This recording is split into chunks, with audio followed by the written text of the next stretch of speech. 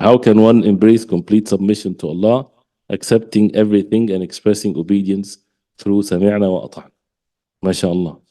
How is by applying سمعنا وأطعنا. Is that we listen and we obey. And this is how. Even if the iman is not well established in the heart, you just make a decision, you make a clear decision that you will submit yourself to the commands of Allah. And of course, how that to be established in the heart?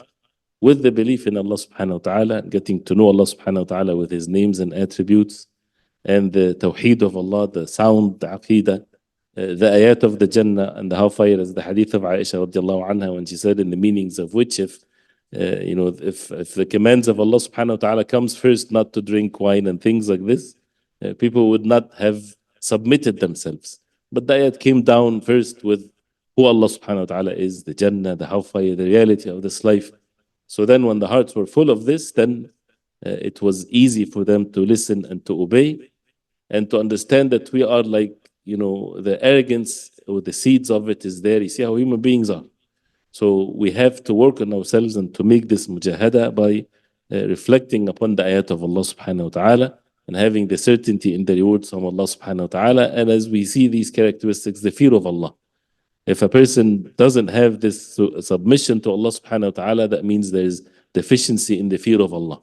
And why is that? Sins has its in effect. It's not all based on reason, but it's the help from Allah. And the help from Allah comes as a result of a person being sincere, being truthful, and being obedient to Allah, and making dua to Allah subhanahu wa ta'ala, that Allah subhanahu wa ta'ala make it easy for us, inshallah. Now, definitely, one of the key component of al-ihsan is to fear Allah subhanahu wa ta'ala. Because when someone, أن تعبد الله كأنك تراه, you worship Allah as if you see Allah. Would someone dare to disobey Allah subhanahu wa ta'ala if he sees Allah subhanahu wa ta'ala? He would not be able to. Why? Because of the fear of Allah, because of the hope for the rewards of Allah when it comes to the good deeds, and because of the love of Allah. So that's why these are always mentioned as the pillars of the ibadat done by the heart.